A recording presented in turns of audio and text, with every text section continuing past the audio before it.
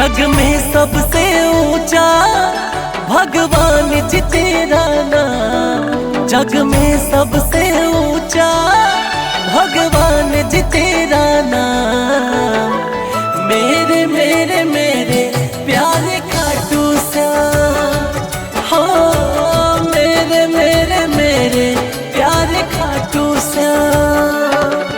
तेरे दर पे बाबा बन जाते बिगड़े काम, तेरे दर पे बाबा बन जाते बिगड़े काम। मेरे मेरे मेरे प्यारे खाटू श्याम, हाँ मेरे मेरे मेरे प्यारे खाटू श्याम।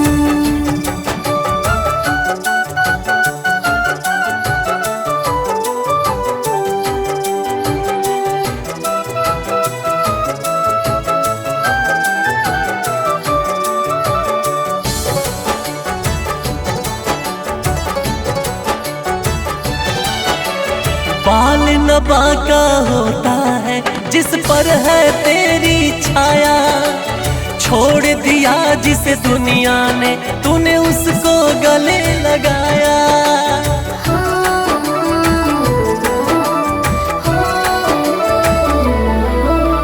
दुख के सागर जिन पे हो जिसने जीवन से हारा, सावरिया मेरे श्याम ने तूने उसको भी संवारा।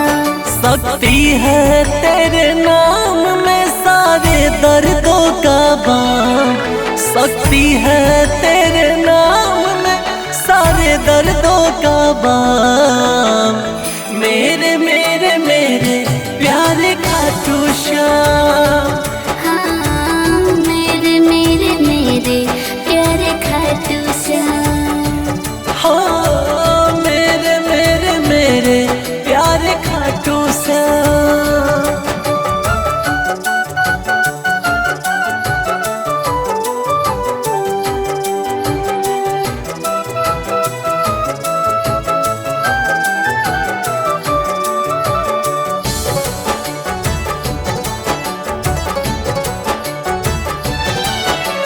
कृपा करो हे सांवरे करता हूँ तेरा वंदन, दया की दृष्टि बनाए रखना हे मुरली के नंदन।